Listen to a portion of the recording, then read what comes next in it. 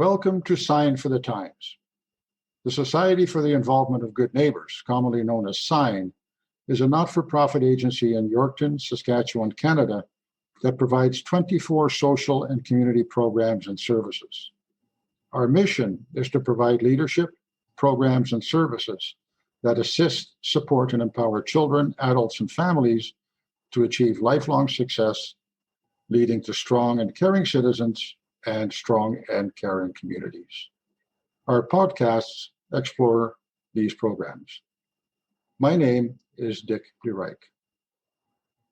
Each year in the weeks leading up to Christmas, the Salvation Army's red kettles are a common sight in our local shopping areas, accepting donations from people who support the work that the Salvation Army does to make Christmas a happier time for those who otherwise might not be able to have, for instance, a traditional Christmas family meal, or would not have gifts for the kids. Yorkton individuals and families have long been supported by the Salvation Army outreach work, but for the past 4 years, their generosity has also extended to the Kamsack area, due in large part to the efforts of SIGN's Positive Impact Program and the support of local businesses and organizations.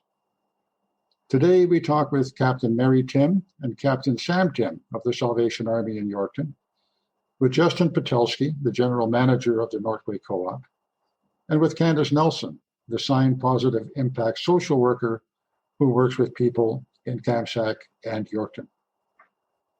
Let's start off with what was going on the week before Christmas. Candace, tell us what you and some of your colleagues were busy with that week leading up to Christmas. Oh, Dick, it was many weeks before Christmas. It starts actually back in November. So Salvation Army has an application process for the Christmas hampers. And since we don't have a food bank in Kamsack, what I've done is I've partnered with the Salvation Army to bring the Christmas hampers from Yorkton into Kamsack for people to pick them up there. So what I do is I spend a couple days at different locations around Kamsack, help people complete the applications, and then I collect them and send them in. It really isn't a difficult process to fill out the application, but it just seems like there's little things that get missed here and there, and it just delays the whole thing. So I just sit down with people, we fill them out, make sure that they're good to go, and then I send them into Salvation Army in Yorkton for their final approval. So people can apply for either food hampers or for toy hampers, and it's actually been really encouraging over the last couple of years to see people who the first couple of years applied for food, sometimes because they really just didn't have the money to think about even toys. So food was the main priority. Sometimes they didn't have their kids in their care.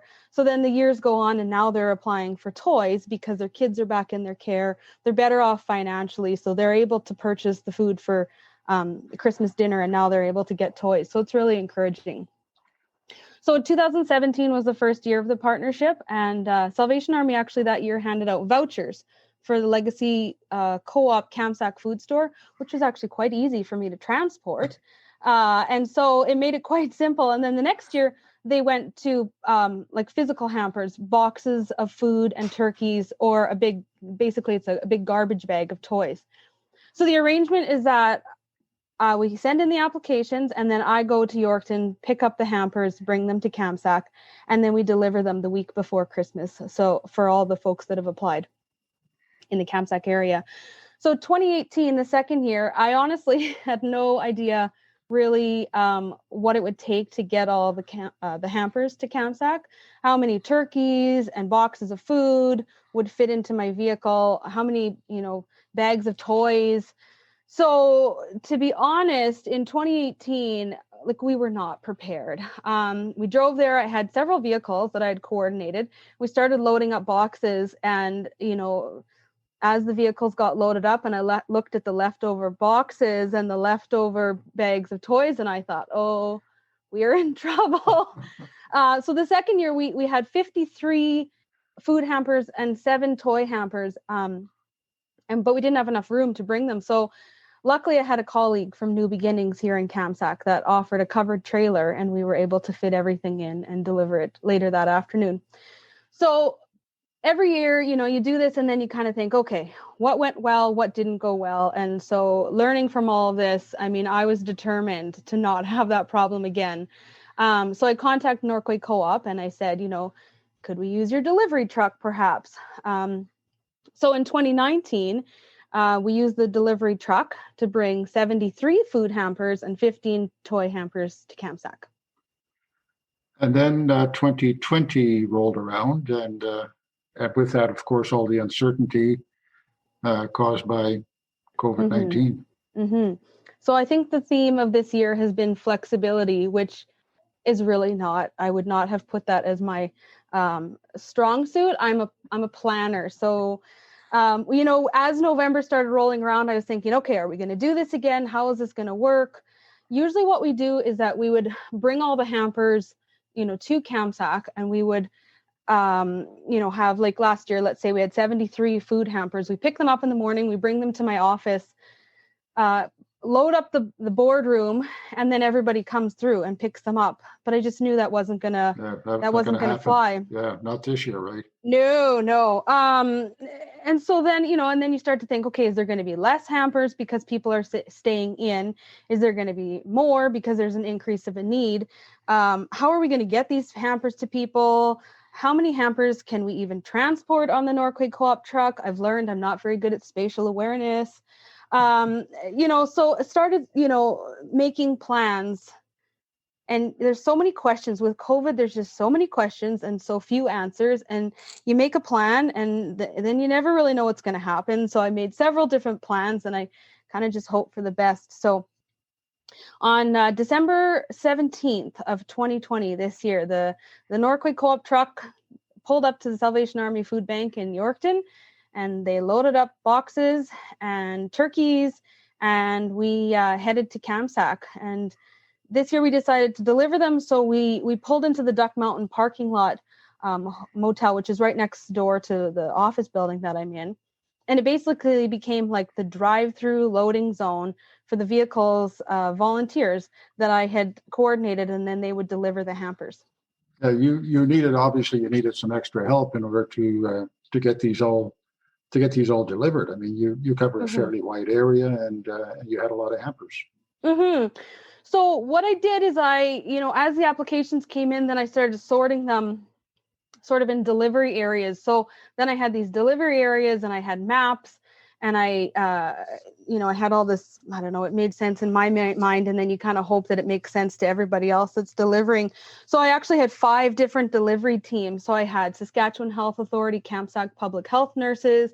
I had the girls from Kamsack Family Resource Center. I had Indigenous Services Canada Outreach and Mobile Team nurses, and some of the guys from the Norquay Co-op. We loaded up boxes of food. We loaded up turkeys, and we also have hams. We've learned from the past that there is people that just couldn't cook a turkey because they didn't have a oven. If you're, couch surfing, a turkey is not a great option. If you're the only person in your household, some of the turkeys that Salvation Army gives us are massive. It's awesome. But for one person, it's a big turkey to cook. So we had some hams for people if they didn't want a turkey. So we loaded up the cars, and then everyone took off to their sort of delivery area. So what we would do is we'd knock on the door, and then you'd back up, so you're observing those COVID protocols. And we'd say, "Hi, we're delivering your Salvation Army Christmas hamper." And they would say, "Oh, great." And they were all excited. And then you'd, put it on this doorstep, and then you'd back up, and then they could pick it up. And so we went all over the place. We delivered all over town in Kamsack. We were on Cody First Nation, Kisakus First Nation, the Key First Nation. We went to Pelly. We went to Norquay. And in total, we delivered 78 food hampers this year on the 17th and 36 toy hampers on the 18th. So that's 114 hampers this year, which is 114 households and a total of 676 individuals who were able to enjoy. Great story. And all the COVID protocols were observed. Everybody was you bet. Safe, healthy, happy, and obviously very glad to receive these. Yeah, absolutely. Justin, you're the general manager of the Norquay Co-op that helped out with this effort and has for the past few years. What made you decide that the co-op should get involved in this? Well, like Candace had said, I think in 2019 is where it really started, where she'd come in and asked for the for the forklift and the truck. And I mean, that made sense for the transportation for the ease of it. I can't imagine having to haul those boxes back and forth in those vehicles and being short. So, I mean, that's where it kind of started. We also took donation boxes sort of in the store and let people do that for the last number of years. So that's a piece that's helped as well. And I mean, it's easy for a big business to, cut a check to help somewhere and be able to do things like that. But we wanted to do a little bit more, and it was something that we knew was a good cause and that we really believed in, and donating to the Hampers and doing that sort of thing at Christmas time just seemed like the right fit for us. It's part of the co-op, kind of the co-op culture as well, isn't it? It definitely is. I mean, being a cooperative, the job of a cooperative is to serve its members. So we serve our members. We try to, as well as they support us, we support them. I mean, a couple of our values just at the Norquay Co-op are passionate and member focused. And this initiative that Candace has, it just hits both of those right on the head. That's what we want. That's what we want to be, and that's what we try to do. So it was just a great fit for us all around in that. And to be able to support Kamsack in the last couple of years, we've seen more and more members from that area as well. And to be able to support them and help was just was a no-brainer for us. Good to hear. And I'm sure that Candace and the crew and all of us are grateful and thankful for the support that you provide to this program. Definitely. Well, and it was a great opportunity for us to get out there and to see the people and see the Hampers and get into those communities as well. So it was really nice. Yeah, and it is a truckload by the time I saw the pictures. It is a truckload by the time they get them all loaded up. It's a pretty big truck. I was teasing Candace. I think we could probably do twice that. I don't know if we're ready for that, but I think the truck is room for twice that next year. Okay. No, let's not. But you know what? Also, I really appreciated those boxes are heavy. So I really appreciated them lifting those boxes. I can imagine. Yeah. Now, none of this, of course, would be possible without the work that the Salvation Army does in providing assistance to people who need it, especially at this time of year. The Salvation Army is a Christian organization that gives hope and support to vulnerable people in 400 communities across Canada, including Yorkton and surrounding communities, and in 131 countries. Captain Mary, tell us about the work you do to help families at Christmas time. Christmas is the Salvation Army's very, very, very busy time of year. We are busy with getting the hampers ready, both toys as well as food. And it's also our biggest fundraising time of the year. Pretty much everybody has seen the Christmas Kettles in some way, shape, or form. They're always featured on every single movie. Anytime you have a Christmas movie, you have to have the kettle, right? Yeah. It's just something that people are synonymous with Christmas now. And it is a really great thing. It does take a lot of work, though, to organize. But we are very grateful for the support that we have in the community. We had 5 locations, and we smashed through our goal, which was 70,000. We haven't got the final total, but we're up at 94,000 right now. Excellent. Which is really awesome. Candace was a huge help. She came and helped me count bills, and believe you me, there was a lot of bills. People like to fold the 5s in very creative origami type ways, and they're really quite difficult to unfold. But we really appreciated her help with that. And that is a huge help because that pays for us to be able to provide these Christmas hampers. But it also helps us to be able to, that's our fundraising for the year. That's what helps us to run the food bank all the rest of the other 11 months of the year, and to be able to provide the various services that we offer. And so we're very thankful for the community for that. As far as the hampers are concerned, we had to do things a little differently, obviously, with COVID this year. You have to be hand sanitizing a lot more. But this is one thing where we, with packing the hampers in advance, it means that they were already sealed up. They've been sitting inside the boxes for at least 4 or 5 days. So they had already sat there for a while. So COVID procedures were followed with that Same thing with the toys. They'd already been packed 4 days earlier. So we didn't have to worry about anything like that because we obviously want to keep everyone safe. So yes, as Candace said, we did our first year, we gave out vouchers, which were really great, but we talked about it more and we thought, you know what, I think we could do a better job if we went and gave out food hampers as well as the toys. We had given out vouchers in the past, but we thought, this would be a really great way for us to help out a bit more.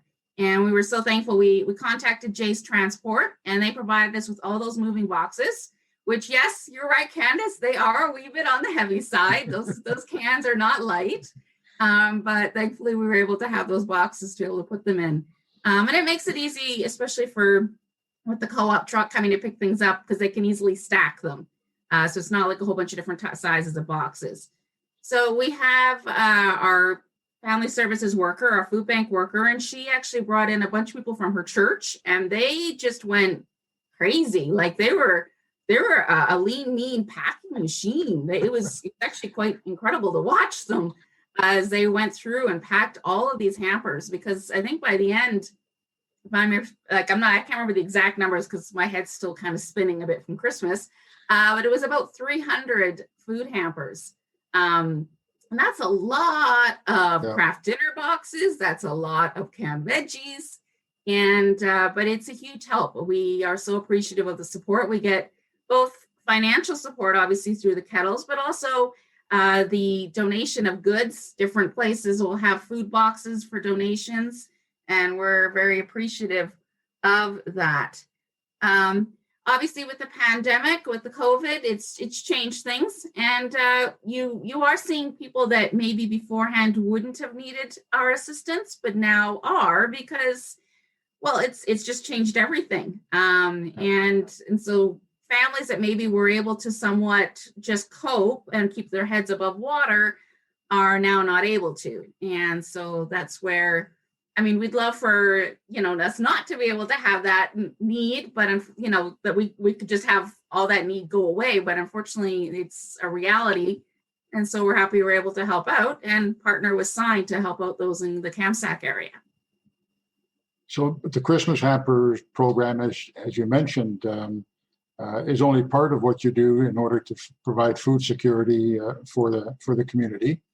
You also operate a food bank, as you said. The Hampers is 1 month of the year. The food bank is 12 months of the year. Captain Sam, tell us about that, about the food bank and how it meets the needs of the community. Well, the food bank is here year round. We kind of like a safety net. If somebody's in trouble, they'll come to us for food because we want to make sure that people have food on the table for themselves and for their kids. For the family, they need to eat. So we operate year round.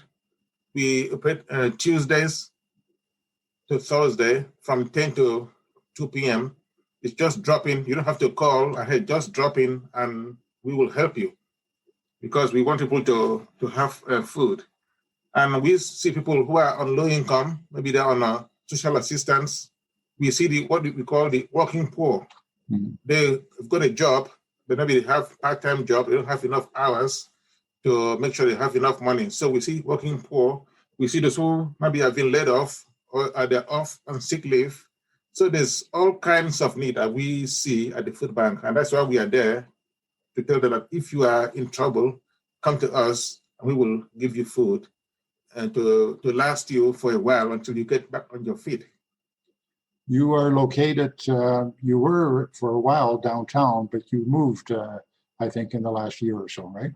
Yeah, we moved this past February to a bigger place so that we can have more options and more space to operate. And thank God we did, because with this year, COVID-19 and the more needs we had to meet, we needed a bigger space to do the hampers and to store things. So we are now at 78 South Front Street, just by Co-op store here in town. Yeah. And on the other side of the track. Yes, yep. Yes.